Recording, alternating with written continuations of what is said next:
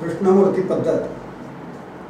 आता हे introductory lecture number 1 आहे, भाग 1, प्राथमिक ओळख कृष्णमूर्ती पद्धत आणि पारंपरिक करून कृष्णमूर्ती पद्धत आणि तिथून पुढे 4 स्टेप असा आपला प्रवास राहणार आहे। त्यातला भाग 1 आपण सुरुवात करत आहोत। आपण सुरुवातीला एक स्पष्ट करूया, म्हणजे त्यात कन्फ्युजन राहणार नाही। हसबे सरांनी महाराष्ट्रात कृष्णमूर्ती पद्धत सगळ्यांना शिकवली। त्यांनी जे मुख्य 7-8 जणांना शिकवली, त्यांनी मोठं स्थान स्थापन केले। त्याच्यातलेच एक श्री सुनीलजी गोंधळेकर हे ठाण्याला होते आणि त्यांनी त्यांच्याकडून शिकलेले आहेत ते हसबे सरांकडून। आणि हसबे सरांचं पुस्तक प्रत्येकाने जर विकत घेतलं तर स्वतःच्या नोट्स काढून जर आपण अभ्यास केला, स्वतः लिहून काढलं, तर आपल्याला वाचायला, रिव्हिजन करायला सगळ्याला सोपं पडेल आणि ते कळेल। 10 वेळा वाचता येतं पुस्तक असलं की त्याच्या बाजूला आपल्याला नोट्स काढता येतात। तर कृष्णमूर्ती पद्धत ही सर्वात सोपी, लॉजिकल अशी जाणारी पद्धत आहे। त्यामुळे ती सगळ्यांना साधी आणि सरळ आणि सोपी आहे पद्धत। फक्त त्यांनी ती शिकताना आणि वापरताना एक महत्त्वाची अट जी सांगितलेली आहे ती म्हणजे KPI अंश वापरावेत आणि टेबल ऑफ हाऊसेस वापरावेत। म्हणजे त्याच्यापासून स्पष्ट कुंडली करतो आपण, त्यावेळेला त्याचा उपयोग होतो।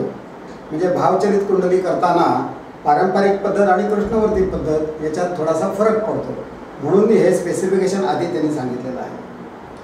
तर प्रचलित पद्धत भविष्य सांगण्याच्या दृष्टीने, ज्योतिषाची फळं सांगण्याच्या दृष्टीने, आता फक्त मी नावं घेतो याचा आपण काही विचार करणार नाही, पण माहिती पाहिजे म्हणून हे उदाहरणार्थ आहे। खूप मोठं शास्त्र हे। तर परिभ्रमण पद्धत बघून आपलं ज्योतिष फलादेश सांगता येतं, दशा पद्धतीने सांगता येतं, गोचर पद्धतीने सांगता येतं, किंवा दिनवर्ष पद्धत आहे त्यांनी पण सांगता येतं।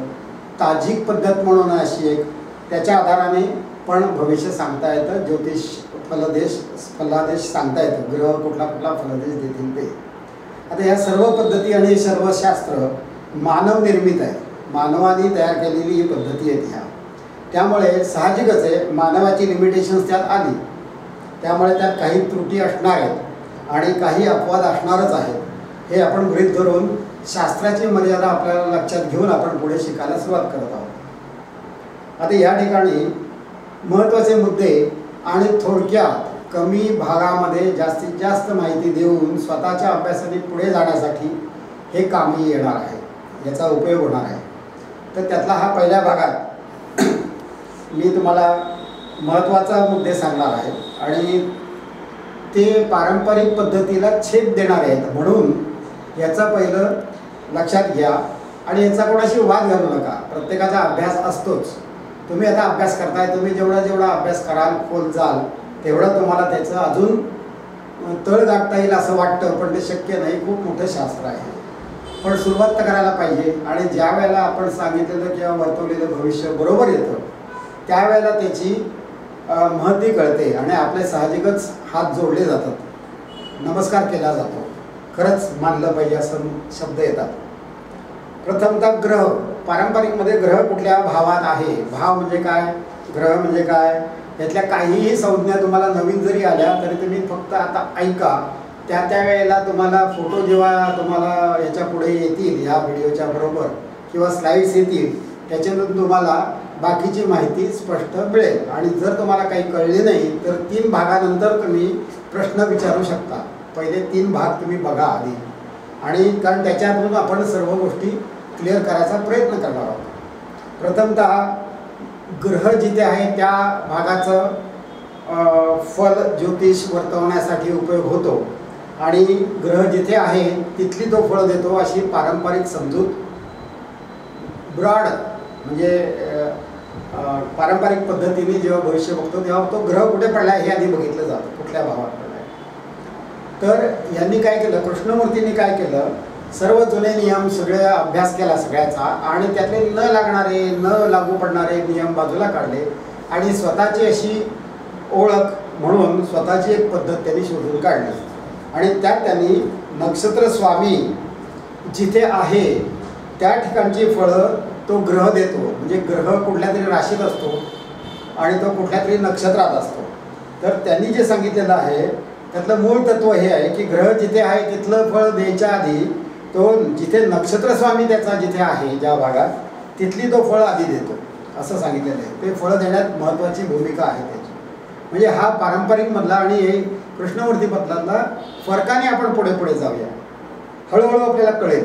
ग्रह म्हणजे ग्रहाची नावं आपल्याला आली पाहिजेत. ती स्टँडर्ड पुस्तकात असतात. पंचांगाचा एक फोटो तुम्हाला ह्याच्यानंतर दिसेल. त्या पंचांगात तुम्हाला ग्रहाची नावं मिळतील, नक्षत्राची नावं मिळतील, नक्षत्राचा स्वामी त्याच्या डोक्यावर लिहिलेला आहे तो तुम्हाला लक्षात येईल. अशा रीतीने तुमची ह्या आत्ताची जी काही मिनटं आहेत ती आपण वाचवू शकतो. आणि मग तुम्ही ती फोटो बघा, तो फोटो बघा आणि त्याच्यात आलेल्या शंका ज्या काय असतील त्या तुम्ही तिसऱ्या भागानंतर विचारू शकता.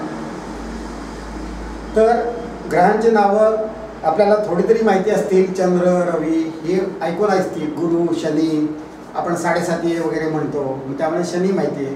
तर अशी जी नावं आहेत ग्रहांची आपल्या जे 7 वार आहेत ते 7 वार ग्रहांच्या माध्यमातूनच दिलेले आहेत. म्हणजे कसं रविवारच्या ठिकाणी रविवार रवी, सोमवार म्हणजे चंद्र, मंगळवार म्हणजे मंगळ, बुधवार म्हणजे बुधाचा वार, गुरुवार म्हणजे गुरु, शुक्रवार म्हणजे शुक्र, शनिवार म्हणजे शनी. अशा रीतीने 7 ग्रह आहेत. ते 7 ग्रहांच्या आधाराने 7 दिवस आहेत. आणि ते दिवससुद्धा का त्या दिवसाला ते का म्हणायचं तर त्या होरामध्ये सूर्योदय होत असतो म्हणून ते तसं आहे. त्याचा आत्ता आपल्याला विषय जास्त लक्षात घ्यायचा नाही आहे. तो जेव्हा डिटेल आपण अभ्यास करू गरज पडली तर तो करा, नाही तर तो वाचून कळणारा विषय आहे. तर नक्षत्र त्याची नावं पण तुम्हाला फोटोमध्ये मिळतील. अश्विनी, भरणी असे 1, 2, 3, 4 अशी 27 नक्षत्र येतील क्रमाक्रमाने. त्यांची नावं आहेत आणि त्या नावांचे स्वामी पण आहेत. त्या नक्षत्राचा स्वामी कोण आहे कारण त्याच्या आधाराने आपल्याला भविष्य जातकाचे फलं सांगता येतात कुंडलीवरून.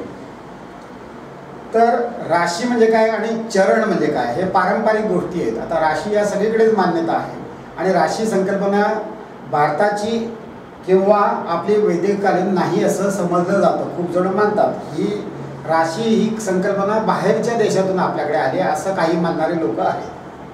पण उदाहरण असं सांगतो तुम्हाला. एक राशी म्हणजे 330 अंशाची एक राशी तयार होते. म्हणजे थोडक्यात सांगायचं म्हणजे एक आपण जर वर्तुळ काढलं आणि वर्तुळाचा केंद्रबिंदू धरला आणि जर वर्तुळाचं पाहिलं तर 360 अंश त्या वर्तुळाचे होतात.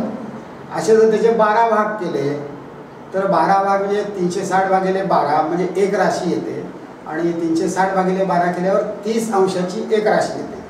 आता ह्या 30 अंशाचे जर आपण परत 9 भाग केले तर एक भाग 3 अंश आणि 20 कला असं होतं. म्हणजे तुम्ही 3 अंश आणि 20 कला असा जर गुणाकार केला त्याला 9ने जर गुणलं तर 9 त्रिक 27 अंश होतात आणि 20 कला तर 20 कला म्हणजे सेकंड्स. मग ह्या 20 कला आहेत त्याला 9ने गुणलं तर 180 कला होतात. आता 180 कला म्हणजे 60 कलांचं 60ने भागितलं तर 6 त्रिक 18 असं 180 होतात. म्हणजे 27 अधिक 3 30 अंशाची एक राशी होते. म्हणजे त्याचे 9 हे चरण होतात. आता पारंपरिकमध्ये प्रत्येकाला चरण स्वामी वगैरे दिलेलं आहे. ते तुम्हाला पंचांगाचं पान वाचल्यावर लक्षात येईल. ह्या ठिकाणी आपण फक्त कृष्णमूर्ती पद्धत शिकताना नक्षत्र स्वामी आणि सब वापरतो. आता सब ही संकल्पना संपूर्ण एका लेक्चरमध्ये पुढल्या लेक्चरमध्ये 10 मिनिटात तुम्हाला समजून सांगण्यात येईल. तरी त्याच्या आधी एक उदाहरण म्हणून सांगतो की एखादा ग्रह जर कर्क राशीत असेल तर तो कुठल्या पण स्थानात असेल तर तिथली तो फळ नाही देणार. तर तो ग्रह कुठल्या नक्षत्रात आहे, तो पुनर्वसू नक्षत्रात आहे का, पुष्य नक्षत्रात आहे का, आश्लेषा नक्षत्रात आहे ह्याप्रमाणे तो तेही फळं देईल. म्हणजे पुनर्वसूचा स्वामी गुरु आहे, पुष्य नक्षत्राचा स्वामी शनी आहे, आश्लेषा नक्षत्राचा स्वामी बुध आहे. म्हणजे तुमच्या राशीत कर्क राशीतला कुठलाही ग्रह फळ काय देईल तर तो गुरुप्रमाणे देईल, शनीप्रमाणे देईल किंवा बुधाप्रमाणे देईल. कुठल्या तरी एका नक्षत्रात असणार आहे.